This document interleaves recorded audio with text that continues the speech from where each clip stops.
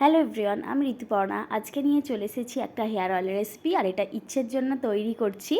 তো একদম বাড়িতেই এই উপকরণগুলো সহজেই পেয়ে যাবেন। প্রথমেই নিয়ে নিয়েছি একটা ছোট সাইজের পেঁয়াজ টুকরো করা, 1 চামচ কালো জিরে, তার সঙ্গে নিয়ে নিয়েছি 3 থেকে 4টে জবা ফুল লাল রঙের, 3টে নিয়েছি আমন্ড, এরপর নিয়ে নিয়েছি অ্যালোভেরা, এটা সবার বাড়িতেই এখন থাকে, কটা টুকরো করে নিয়েছি পাতা, সঙ্গে নিয়েছি দূর্বা 4 থেকে 5টা, আর সঙ্গে থাকছে নিম পাতা কয়েকটা পাতা নিয়ে নিয়েছি, আর তার সঙ্গে নিয়েছি কেশোত্তে পাতা বা ভৃঙ্গরাজ যেটাকে বলে, এটা চুলের জন্য খুবই উপকারী।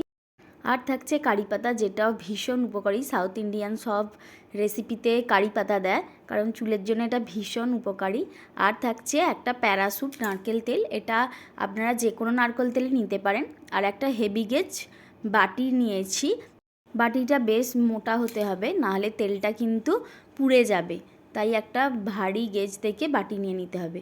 এবার তেলটা পুরো বাটিতে ঢেলে নিচ্ছি। এই সাইজেরই মানে তেলটা আমি নিলাম, কারণ ইচ্ছে যেহেতু ছোট, তাই ওর বেশি তেল লাগবে না, তাই অল্প তেলেই হয়ে যাবে। তেলটা ঢালার পর এবার এক এক করে উপকরণগুলো দেবো, তবে প্রতিটা উপকরণ সবার বাড়িতে নাই থাকতে পারে, আপনারা এক আধটা স্কিপ করলে কোনো প্রবলেম নেই। আবার আপনারা যদি নিজেদের মতো কোনো উপকরণ দিতে চান তো অবশ্যই দিতে পারেন, তাতে ভালোই হবে। আর এরপর তেলটা ইন্ডাকশানে দিয়ে তাতে প্রথমে নিম পাতা, দূর্বা, তারপর কেশোত্তে পাতা, এগুলো একটা একটা করে সমস্ত উপকরণগুলো দিয়ে দেবো। এরপর অ্যালোভেরাটা দিয়ে দিলাম, এর সঙ্গে কিন্তু তুলসী পাতা আর জবা পাতাটাও ইউজ করতে পারেন, এগুলো আমি আর দিইনি।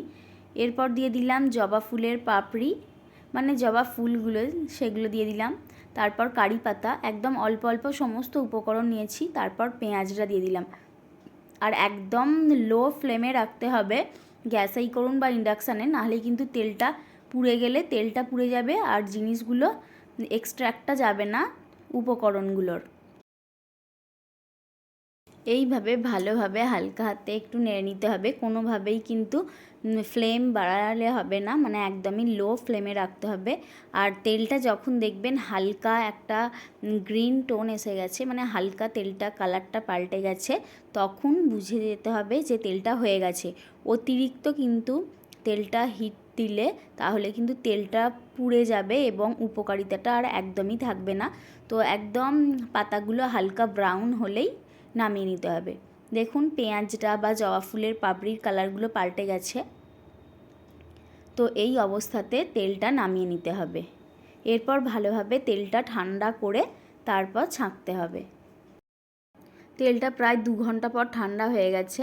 এবার দেখুন এই পর্যায়ে তেলটা লাগছে, একদম রঙটা খুব সুন্দর হয়েছে। আর আমি একটা বাটি আর ছাঁকনি নিয়ে নিয়েছি, তো ছেঁকে এই পরিমাণ তেলটা দাঁড়িয়েছে এবং কালারটা বেশ সুন্দর এসছে, একটা গ্রিন বা একটা হালকা হলুদ টাইপের কালার এসছে।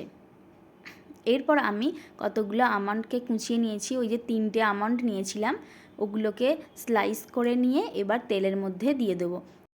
তেলটা এবার যে শিশিতে ঢালবেন সেখানে তেলটার মধ্যে এই আমন্ডগুলো দিয়ে ঝাঁকিয়ে ইউজ করবেন। তো তেলটা ভীষণই ইউজফুল। এই ছিল আমার আজকের hair oil recipe. Thanks for watching.